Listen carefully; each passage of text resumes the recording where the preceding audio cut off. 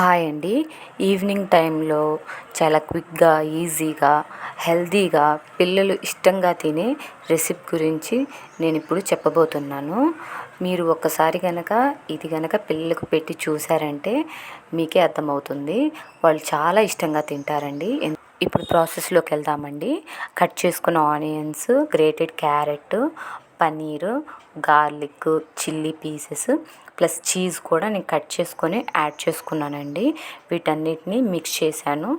దాంట్లోకి స్పైసెస్ కూడా యాడ్ చేశాను. చిల్లీ, సాల్ట్, టర్మరిక్ మన టేస్ట్కి తగ్గట్టు వేసుకోవాలండి. తర్వాత నేను ఆల్రెడీ చపాతీ పిండి రెడీ చేసి పెట్టుకున్నాను. దాంట్లోకి ఇప్పుడు తయారు చేసిన మిక్చర్ ఉంది కదండి, అది మనం స్టఫ్ చేసుకోవాలి. ఇప్పుడు స్టఫ్ చేసుకున్నాం కదా, 4 సైడ్స్ ఫోల్డ్ చేసుకోవాలి. దానికోసం నేను చపాతీ పిండిలో కొంచెం వాటర్ యాడ్ చేసి ఆ లిక్విడ్ని 4 సైడ్స్ అప్లై చేశాను. నీట్గా ఫోల్డ్ చేసుకున్నాక ఈ రిమైనింగ్ చపాతీస్ కూడా ఇలాగే అన్నీ మనం ప్రిపేర్ చేసి పెట్టుకోవాలండి. మరొక చపాతీ కూడా తీసుకొని దాంట్లోకి ఇలా ఆల్రెడీ ప్రిపేర్ చేసి పెట్టుకున్నాం కదా, ఆ మిక్చర్ని యాడ్ చేసుకున్నాను. అంతేనండి. ఇంకా మీ దగ్గర మీరు ఎన్ని చపాతీలు చేసుకుంటే అన్ని చపాతీలు.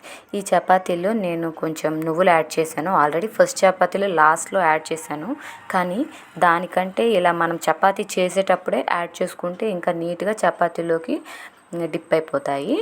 సో అన్నీ ప్రిపేర్ చేసుకున్నాక మనం నెక్స్ట్ స్టెప్కి వెళ్ళిపోదాము.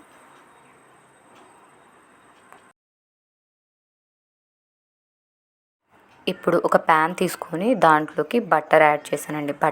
నేనైతే బటర్ యాడ్ చేశాను. మీ దగ్గర ఏది ఉంటే అది యాడ్ చేసుకోండి. బటర్ ఉంటే బటర్, ఆయిల్ ఉంటే ఆయిల్. ఇప్పుడు మనం తయారు చేసి పెట్టుకున్నాం కదా, ఆ ఫోల్డింగ్స్ను కూడా జస్ట్ బటర్ తోటి నేను రోస్ట్ అవ్వాలి కాబట్టి అన్ని సైడ్స్ను నేను బటర్ అప్లై చేశాను. ఇంకా వీటిని నిదానంగా తిప్పుకుంటా రోస్ట్ చేశానండి. అంతేనండి. కాసేపు సిమ్లో పెట్టి లిడ్ కనుక పెట్టామంటే లోపల ఉన్న స్టఫ్ కూడా కుక్ అయిపోతుంది. చాలా ఈజీ అండి. ఇలా హెల్తీగా పిల్లలకు కనుక మనం చేసి పెట్టామంటే వాళ్ళు హ్యాపీగా తింటారండి. నా కంటెంట్ నచ్చినట్టయితే లైక్ చేయొచ్చు కదా.